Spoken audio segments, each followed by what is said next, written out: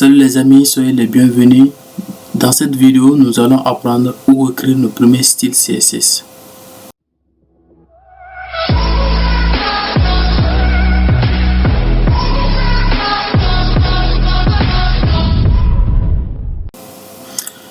Pour commencer, les styles de fait en cascade créés en 96, généralement appelé CSS de l'anglais Cascading Style Sheet.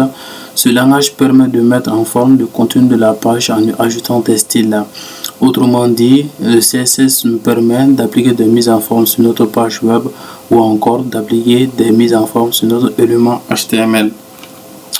Où écrire le CSS? On nous dit on a trois possibilités pour cela: dans l'élément head du document HTML, dans la balise ouvrant d'un élément ou dans un fichier CSS séparé. On va prendre l'exemple sur le premier qui est dans l'élément head du document HTML. Donc on vient maintenant dans notre éditeur de texte où on va créer maintenant un fichier à laquelle j'ai ajouté maintenant un paragraphe. On a dit dans l'élément head du document HTML. Donc on met la balise style et on ferme maintenant la balise style et tous nos codes seront à l'intérieur maintenant de ces deux balises. À partir de là, je peux cibler le code body en lui ajoutant par exemple un style. Donc je mets par exemple un font size. Donc avant d'appliquer font size, lorsqu'on actualise notre page d'abord, donc lorsqu'on actualise notre page, on devrait tomber sur ce résultat. Donc on a notre page. Donc je vais essayer d'ajouter un style sur le code body pour augmenter un peu la taille. Pour cela, je mets par exemple, je cible d'abord le body et à l'intérieur du body, je mets un font size de par exemple 20 pixels. Lorsque j'enregistre et que j'affiche rapidement, on a bien maintenant la taille a été augmentée de 20 pixels. Donc ça c'est pour le premier exemple. Donc on peut ajouter des styles sur notre élément HTML. Maintenant pour le deuxième exemple, on nous dit dans une balise ouvrant d'un élément HTML. Et pour cela, je me positionne maintenant sur le paragraphe P. On met maintenant l'attribut style à ne pas confondre avec l'élément style.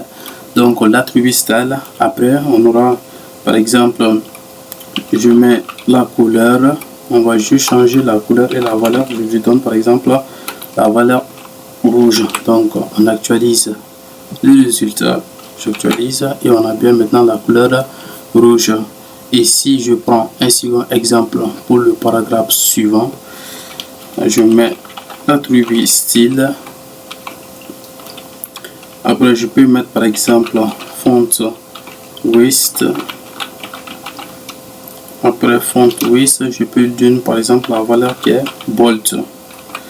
Donc si j'enregistre et que j'actualise la page, on a maintenant le second paragraphe qui est en gras.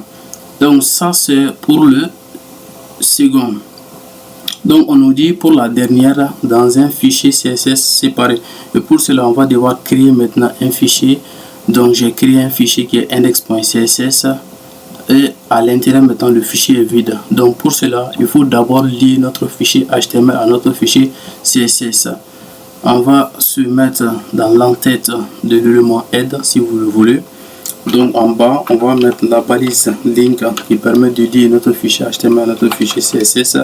Et je mets l'attribut role qui prend le nom de style sheet, qui veut dire la feuille de style, qui correspond maintenant à notre fichier CSS. Et après je mets href et la valeur de href serait maintenant notre fichier CSS. Je mets index.css.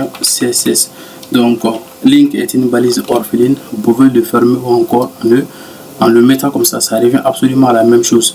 Et maintenant pour que cet exemple marche, il faut que je supprime maintenant la balise style ou encore l'attribut style. Pourquoi? Parce que tout simplement le premier ou encore le choix numéro 1 est d'abord l'attribut, on va le voir dans la vidéo consacrée maintenant à l'héritage, et le second est l'élément. Donc je vais juste supprimer cette partie et maintenant supprimer aussi l'attribut. Je supprime maintenant l'attribut.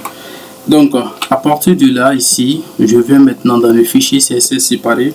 Je peux cibler à nouveau le corps body. Si je vais par exemple changer la couleur de l'arrière-plan, je mets par exemple background.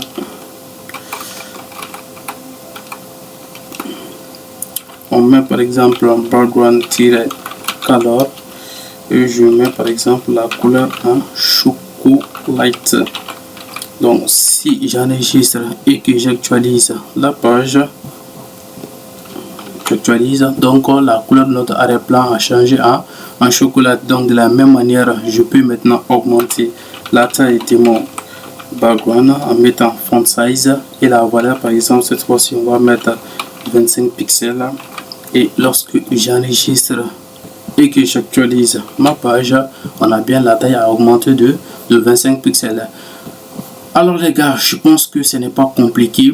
Maintenant pour le premier style, on a utilisé maintenant la balise style ou l'élément style, et pour le second on a utilisé l'attribut style, et pour le dernier on a créé un fichier CSS séparé.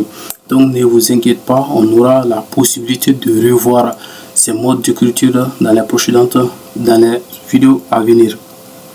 Maintenant, ce qu'il faut savoir que, comme je l'ai si bien dit, dans la vidéo consacrée à l'annotation, on aura la possibilité de voir le premier choix ou encore le choix numéro 1 est d'abord l'attribut, parce que l'attribut est le style qui est le plus appliqué maintenant sur l'élément, encore le style qui est le plus proche sur l'élément.